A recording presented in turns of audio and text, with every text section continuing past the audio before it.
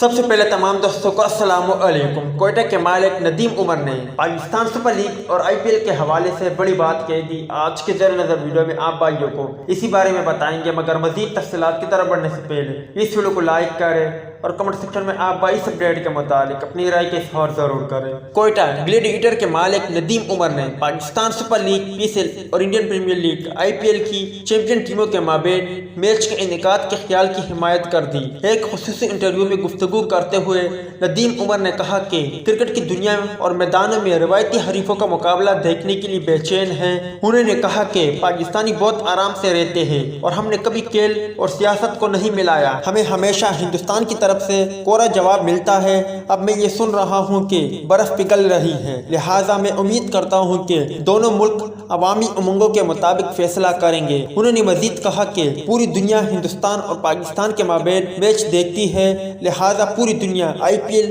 اور PSL کے فاتحین کے مابین ٹاکرا دیکھنے میں بھی دلچسپی لے گی۔ یاد رہے کہ کراچی کنگ اس وقت PSL اور بمبئی انڈین IPL کی چیمپئن ہے۔ آپ بھائی مجھے کمنٹ سیکشن میں اتنا ضرور بتا دیں کہ اگر ان دونوں چیمپئن کے مابین مقابلہ ہوا تو کون سی ٹیم کامیابی حاصل کرے گی۔ اس حوالے سے کمنٹ سیکشن آپ کے کمنٹس کا منتظر رہے گا۔